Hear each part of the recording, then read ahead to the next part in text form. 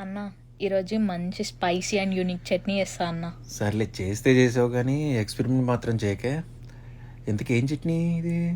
ఇదిగో ఇవే. ఇదేంటి స్టిక్స్? అది స్టిక్స్, డ్రమ్ స్టిక్స్ కాదు, ఆస్పారగస్ అంటారు దాన్ని. మనకు రాదులే కానీ సరే, ఇప్పుడు ఏంటి ప్రాసెస్ ఏంటి చెప్పు.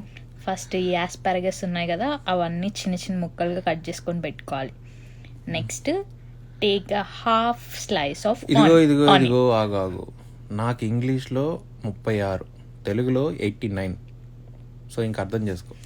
సర్లే, ఒక హాఫ్ ఆనియన్, స్పైస్ లెవెల్కి సరిపోయేలాగా కొన్ని మిర్చి తీసుకోవాలి. ఓకే. సో నెక్స్ట్ నీకు ఇక్కడ ఒక ట్రిక్ చెప్పాలా? చెప్పు. ఎల్లిపాయలు తీయడం చాలా కష్టంగా ఉంటుంది కదా, సో ఇలా ఓవెన్లో పెడితే ఇట్లా వెంటనే వచ్చేస్తాయి. That's great. సరే మరి తర్వాత ఏంటి మరి?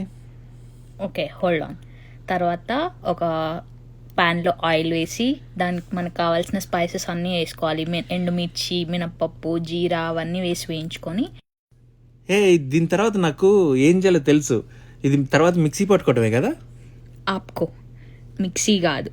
ఫస్ట్ ఎల్లిపాయలు వేసి మంచిగా ఫ్రై చేసుకొని.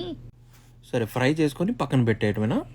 పక్కన పెట్టేసి నెక్స్ట్ మిర్చి, ఆనియన్స్ వేసి మంచి ఫ్రై చేసుకొని దాంట్లోనే కొంచెం పసుపు, కొంచెం సాల్ట్ వేసుకొని మనం ఫ్రై చేసేసుకోవాలి.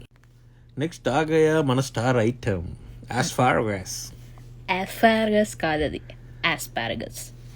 సో మనం ఇప్పుడు నెక్స్ట్ హాఫ్ స్పూన్ ఆయిల్ వేసి ఆస్పారగస్ వేసి వేయించుకోవాలి. దాంట్లో వాటర్ పోయే వరకు మంచిగా వేసుకొని దాంట్లో తగినంత సాల్ట్, పసుపు వేసి మళ్ళీగా ఫ్రై చేసేసుకోవాలి. ఓకే, ఇది ఫ్రై అయిపోయినాక ఇంకేముంది? అన్నంలో కలుపుకొని తింటామేనా? మీ దుంపలు మీరు ఎక్కడ తయారయ్యారా బాబు?